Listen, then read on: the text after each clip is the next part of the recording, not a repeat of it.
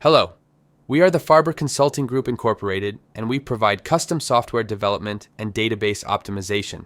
Our staff has over 30 years of experience in software development for a variety of clients including Avis Car Rental, Johnson & Johnson, and many more.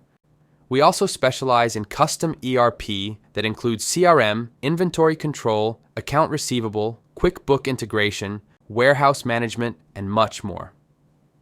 In this video, I will show you a very nice feature that will help you save some time when adding items to stock. For this, we will need a special label taken from our system and put on the box by the supplier and a normal barcode scanner gun attached to the computer. We will scan the label and the item will be automatically added to stock in the correct location. This is the warehouse floor plan, where you can see in real time your inventory. This is presented in more detail in a previous video. If you did not see it, I highly recommend you to do it. For this demo, we will simulate the barcode scanner gun with different values to show you different use case scenarios. In order to start the scanning process, you will need to click the button called Scan Barcode, located in the top right corner. This will open a pop-up where the result of the scanning process will be shown. I will be demonstrating now the 5 possible use case scenarios. Our first use case is to scan a barcode that is not from our system, a wrong label.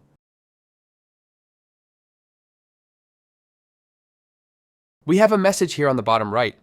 This is an error message in this case. It's telling us the barcode is invalid. In this case, we know that we scanned a wrong label. The second use case will be to scan a label that contains an item that is not present in our database.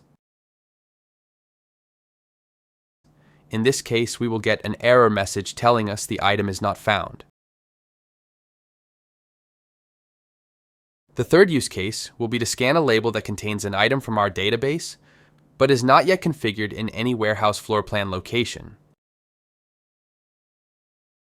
In this case, we will get an error message telling us the item is not configured in any location yet.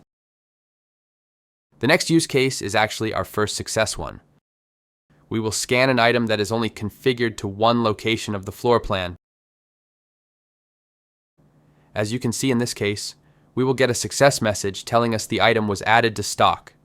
The item is pre-selected, and the location where the item was stored is highlighted in green. When you click on this, you will see the item was indeed added to stock. Our last use case is the second success one. We will be scanning an item that is already configured to multiple locations, not only one as before. Now, as you can see, we will not be adding automatically to stock, but we will be presented with an option to select one of the locations. After we select one and save it, we will get a message. The item was added to stock, the item will be pre-selected, and all the locations containing the item are highlighted. This is the end of our presentation. For more information, please contact our team at 732-536-4765 or visit our website at www.dfarber.com. Thanks very much for listening and looking forward to helping you out.